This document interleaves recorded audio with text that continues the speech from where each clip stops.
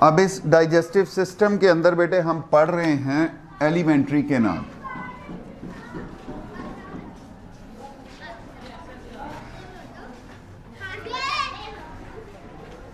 Alimentary canal में बेटे हम इसका पहला हिस्सा पढ़ चुके, दैट वाज ओरल कैविटी। अब ओरल कैविटी में बेटे selection, chewing, partial digestion, salivary gland का सलाइवा ऐड होने के बाद जो हमारा मटेरियल था वो शामिल कन्वर्ट हो गया किसमें? बोलस में। अब वो नवाला क्या कहलाएगा? बोलस। अब ये जो बोलस है बेटे, इसको धकेल दिया गया फेरिंक्स की तरफ। किसकी तरफ धकेल दिया गया? अब ये जो प्रोसेस है दैट इज कॉल्ड स्वॉल्विंग।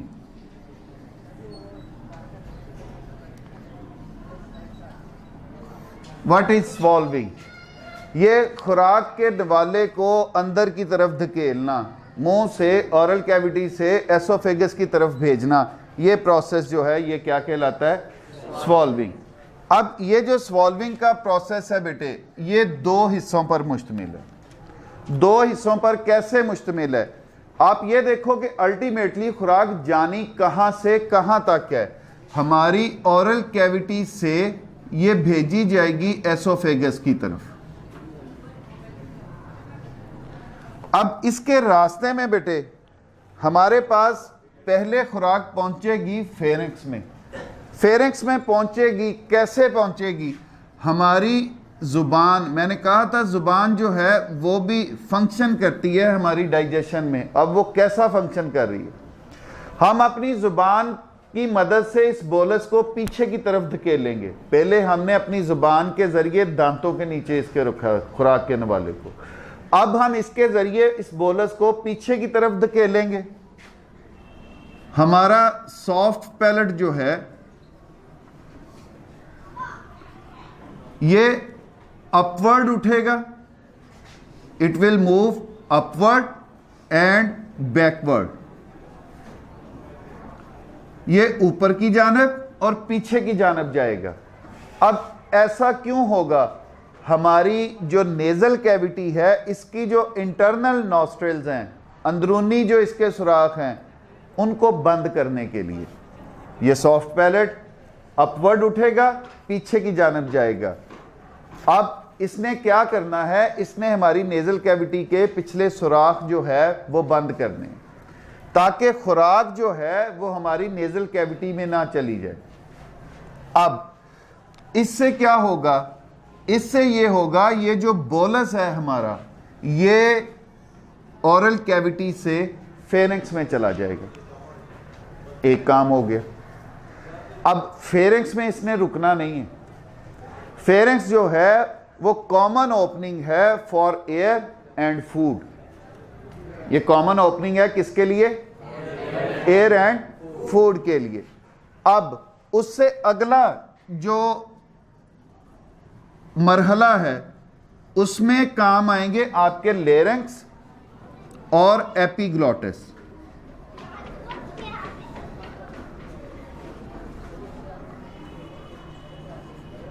लेरिंक्स और एपिग्लॉटिस। अब लेरिंक्स और एपिग्लॉटिस जो है ये तो हिस्सा है आपके रेस्पिरेटरी सिस्टम के।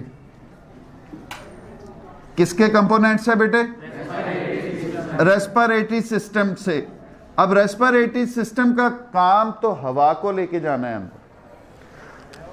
ये सपोज आपकी ओरल कैविटी,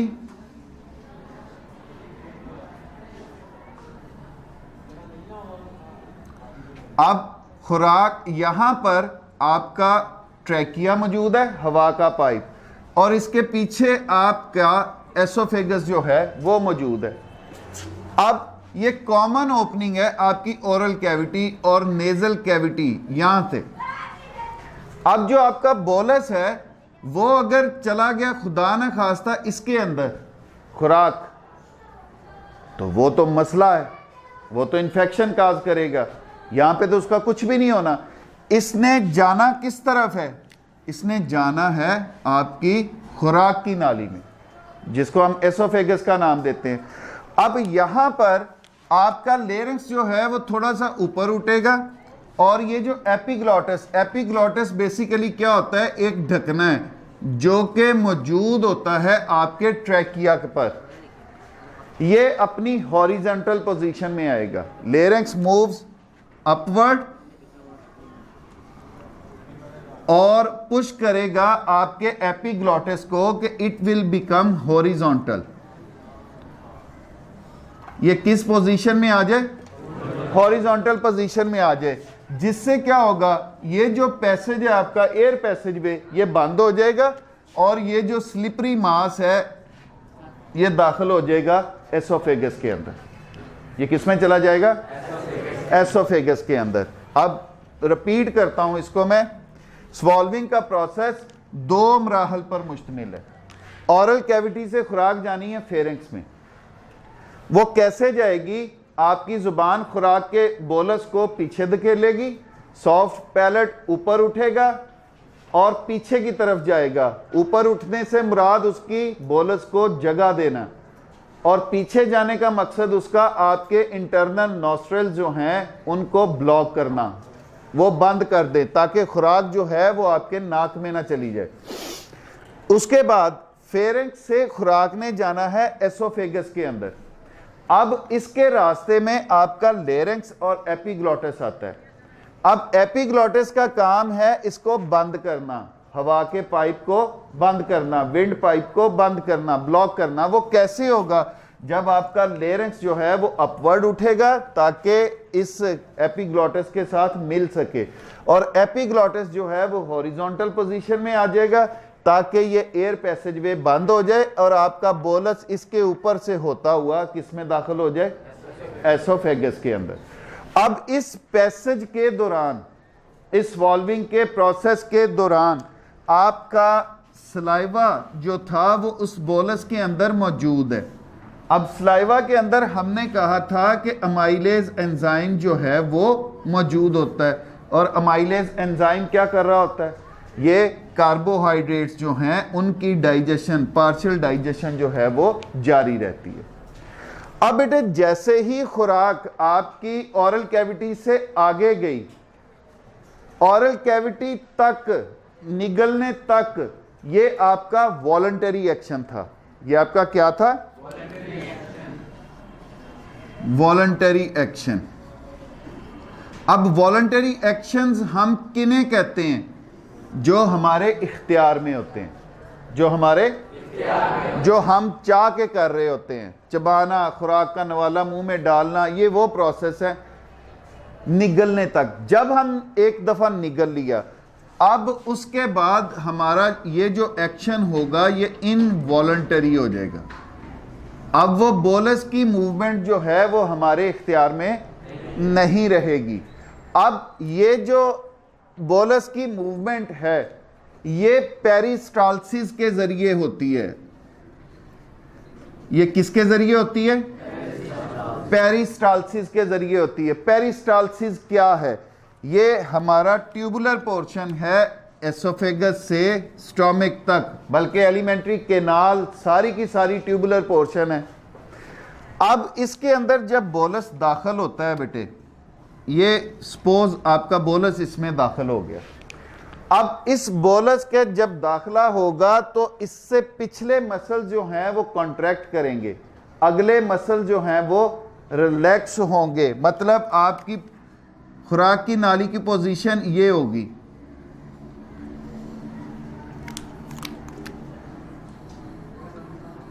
जब यहां से मसल्स कॉन्ट्रैक्ट हो रहे हैं, स्मूथ मसल्स, अगले मसल्स अपनी जगह पर हैं, तो बोलस कहां धकेला जाएगा? आगे की तरफ। फिर ये रिलैक्स हो जाएंगे, इससे अगले मसल जो हैं वो कॉन्ट्रैक्ट होंगे। मतलब हम तीसरी एक डायग्राम बना लेते हैं। ये आपके मसल्स रिलैक्स हो गए। अब इससे अगले मसल जो हैं वो कॉन्ट्रैक्ट हो गए, इससे अगले मसल जो हैं वो फिर रिलैक्स्ड हैं। तो बोलस अब कहाँ पे आ गया, उससे आगे। अब ये rhythmic contraction and relaxation of smooth muscles, that is called peristalsis. Rhythmic contraction and relaxation of smooth muscles, हम रिदमिक कह रहे हैं। ये कॉन्ट्रैक्ट हुआ, अगले रिलैक्स हैं, फिर उससे अगले कॉन्ट्रैक्ट होंगे, उससे अगले रिलैक्स हो जाएंगे, उससे पिछले भी रिलैक्स हो गए, एक वेव बनती है। अब इस वेव के अंडर जो है ये बोलस जो है आपका मूव करता है एसोफेगस से स्टोमक के अंदर, स्टोमक से स्मॉल इंटेस्टाइन के अंदर, स्मॉल इंटेस्टाइन से लार्ज इंटेस्टाइन के अंदर। अब ये जो आपकी movement of bolus in the esophagus and in the alimentary canal is due to the peristalsis। ये किसकी वजह से होती है? पेरिस्टालसिस की वजह से होती है। अब ये जो बोलस है बेटे आपका, that will enter into the next portion of your digestive system, that is called stomach। उसे हम क्या नाम देंगे? स्टोमिक का नाम देंगे, मतलब खुराक जो है वो हमारे मैदा के अंदर चलेगी। अब अगर स्टोमिक को हम स्ट्रक्चरली देखें, इट इज रफली अ जे शेप्ड ऑर्गन। ये कैसा ऑर्गन है? जे शेप्ड ऑर्गन है, स्मूथ मसल्स का बना होता है और इसकी दीवारों में ग्लैंड्स मौजूद होते हैं जो कि गैस्ट्रिक ग्लैंड्स कहलाते हैं, जिनको हम क्या नाम देते हैं? Gastric glands. अब ये जो गैस्ट्रिक ग्लैंड्स है, दे प्रोड्यूस गैस्ट्रिक जूस। ये क्या बनाते हैं बेटे? गैस्ट्रिक जूस बनाते हैं। अब गैस्ट्रिक जूस जो है इसकी कंपोजिशन क्या होती है? It will contain HCl, hydrochloric acid, इसी वजह से इसमें तेजाबियत मौजूद होती है। पेप्सिनोजन, ये कौन सा एंजाइम बनाते हैं? अब पेप्सिनोजन जो है ये इनएक्टिव फॉर्म है। ये क्या है बेटे? इनएक्टिव फॉर्म है। जब ये खारिज होगा मैदे के अंदर, इसका इस HCl के साथ सामना होगा, तो then it will be converted into its active form, that is called pepsin. उसे हम क्या नाम देंगे? अब पेप्सिन क्या काम करता है? It helps in the protein digestion. यहां पर आके प्रोटीन्स जो हैं उनकी पार्शियल डाइजेशन जो है वो शुरू हो जाती है। हमारा स्टोमक जो है वो स्ट्रक्चरली कैसा है? हमारे स्टोमक की स्ट्रक्चर मतलब कैसी है? हमारे स्टोमक के अंदर यहां पर एक स्फिंक्टर मौजूद होता है और एक स्फिंक्टर जो है यहां पर मौजूद होता है, मतलब दो स्फिंक्टर्स मौजूद होते हैं। स्फिंक्टर किन्हें कहते हैं?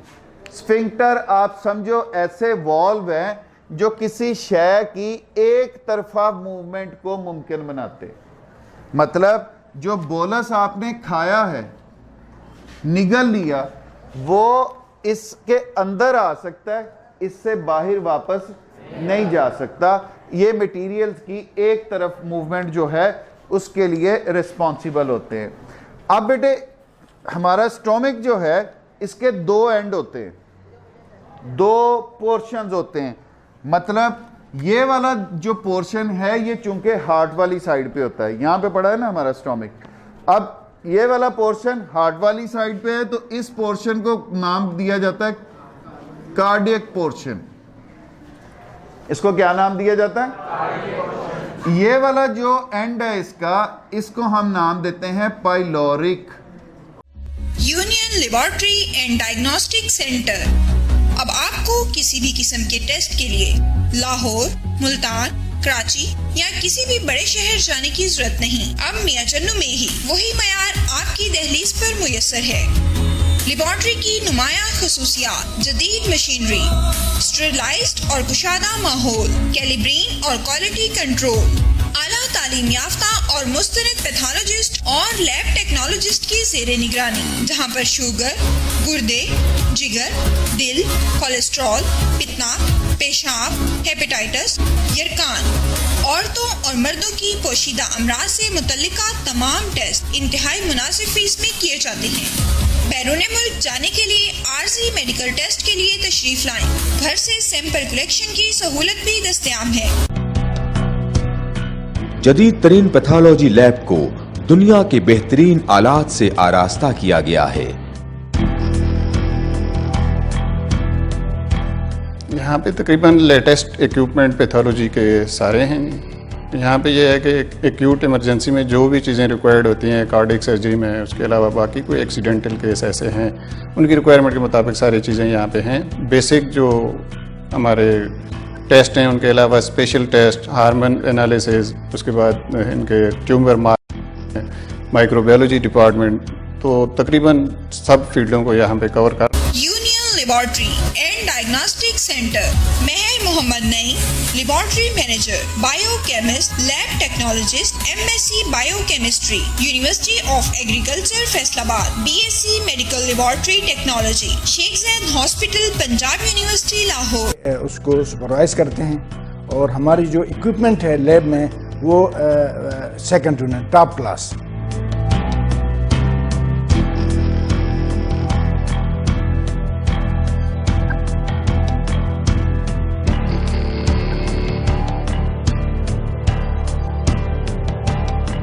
फोन 065-266-2586, 0334557586।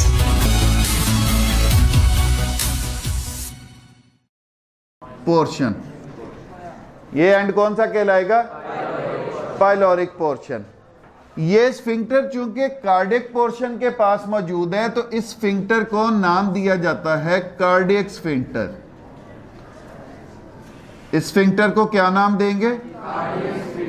ये स्फिंक्टर जो है चूंकि पाइलोरिक पोर्शन में मौजूद है तो इसको हम नाम देंगे पाइलोरिक स्फिंक्टर।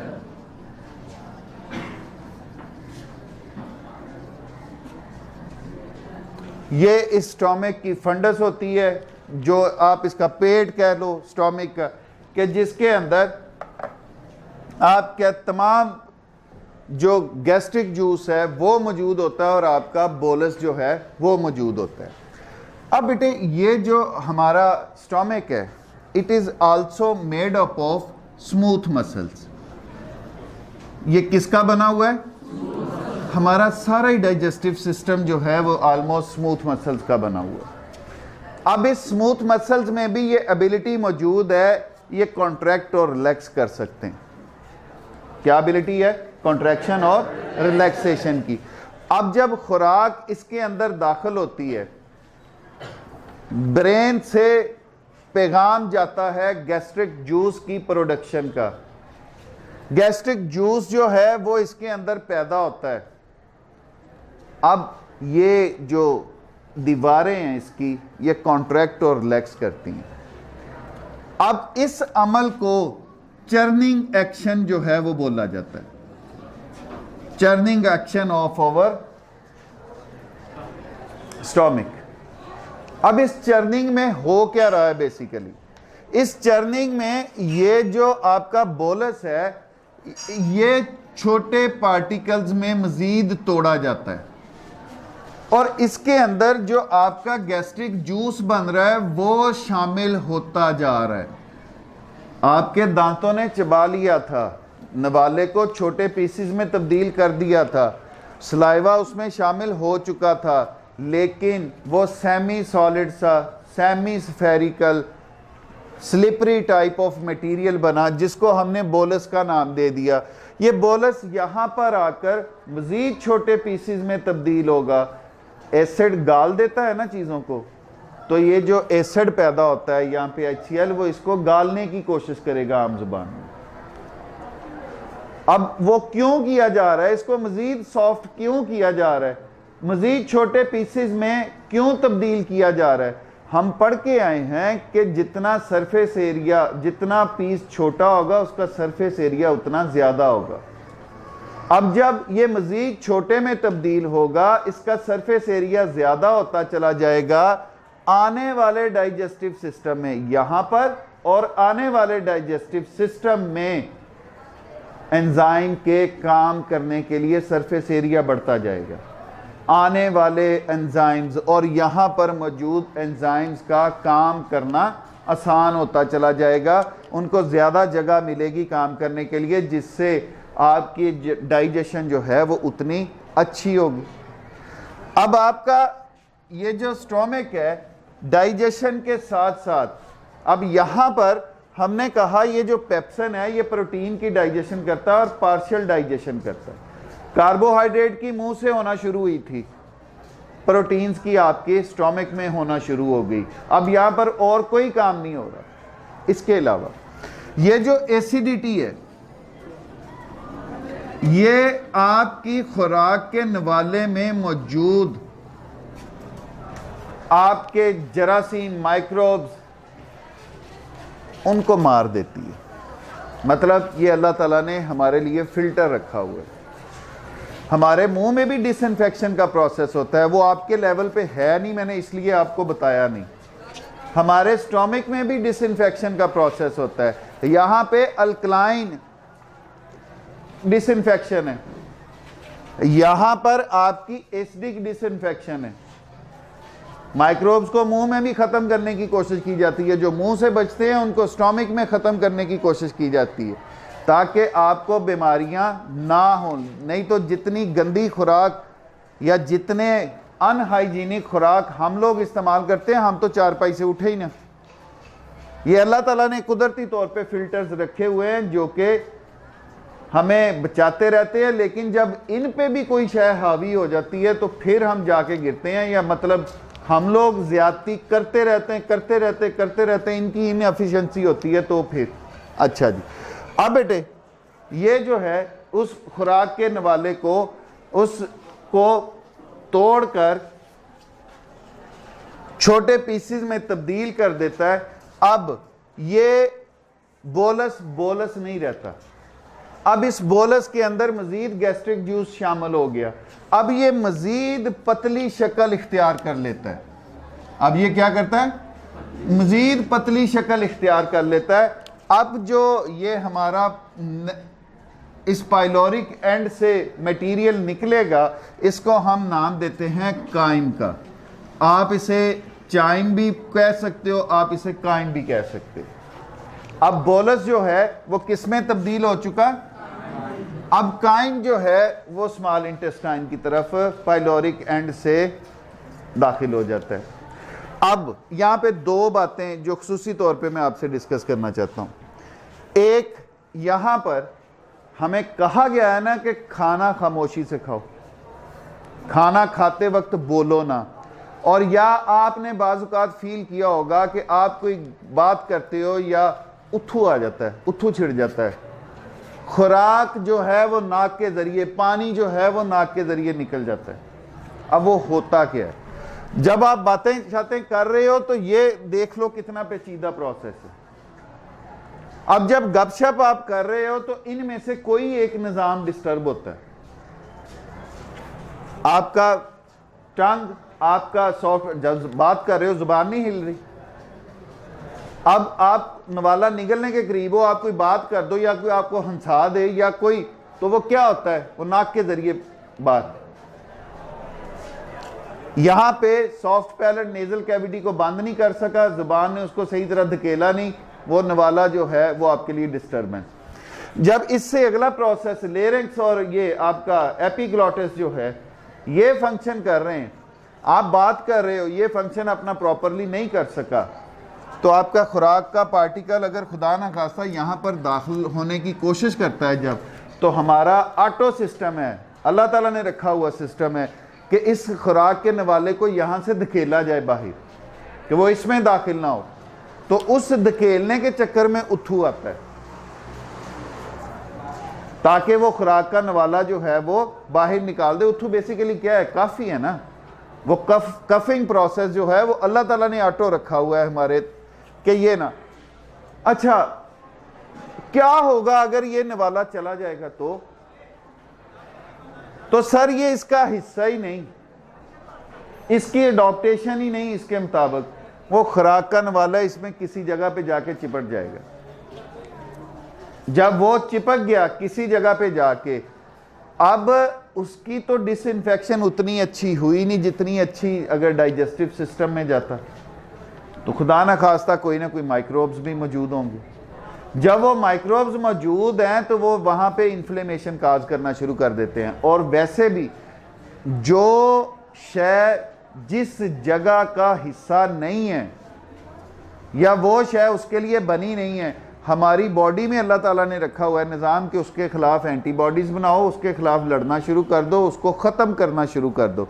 अब उस ख़त्म करने के चक्करों में यहाँ पर इन्फ्लेमेशन हो जाती है, इन्फेक्शन हो जाती है। अब ये इन्फ्लेमेशन इन्फेक्शन जो है, अगर तो कोई छोटी मोटी हुई तो ठीक है, कोई एंटीबायोटिक्स वगैरह आपने खाई तो वो रिकवर हो जाए। और अगर खुदा ना खास्ता ये आपके लंग्स तक पहुंच जाएं या आपके ट्रैकिया में ही किसी जगह पे ज़्यादा इन्फेक्शन कर दें तो सर बातें ऑपरेट तक भी पहुंचती हैं। मतलब फिर सर्जिकली उस खुराक के नवाले को रिमूव किया जाता है, खुराक के पार्टिकल को रिमूव किया जाता है। उस इन्फ्लेमेशन की वजह से डैमेजेस भी होते हैं। तो कहना मेरा ये कि खुराक खाते वक्त जो है वो आप बातें ना किया करो, खामोशी से, ध्यान से, जो सुनना एक तरीका है हमारे, उनको अपना के खाना खाओ तो वो ज़्यादा बेहतर है। अब यहाँ पर दूसरी बात हमारी, हमें खट्टे डकार आते हैं, ठीक है, वो कब आते हैं? जब आपके स्टोमक के अंदर एसिडिटी एक हद से ज़्यादा होगी। और वो एसिडिटी एक हद से ज़्यादा कब होती है? जब आप ये बाज़ारी खाने, कमर्शियल आइटम, मिर्च मसाला जात आप ज़्यादा इस्तेमाल करते हो। तो अब ये जो आपकी यहाँ की सिक्रीशंस हैं वो इस आपके कार्डिक स्फिंक्टर से वापस गुजर के वो आपके गले में आ रही होती हैं, वो आपके एसोफेगस तक पहुँच रही होती हैं, वो आपके फेरिंक्स तक पहुँच रही होती हैं, जिसकी वजह से आपको खट्टे डकार आते हैं। वॉमिटिंग में भी यही प्रोसेस होता है। वॉमिटिंग में भी ये जो आपका फूड मटेरियल या कुछ भी जो मैदे के अंदर मौजूद है वो पाइलोरिक स्फिंक्टर से यहीं पे दर्द होती है ना जब वॉमिट आती है। तो यहाँ पे वो स्टोमक का पाइलोरिक स्फिंक्टर होता है जो डिस्टर्ब होता है आपकी हैबिट्स की वजह से, जिस वजह से वहाँ से फिर वॉमिट जो है वो आती है।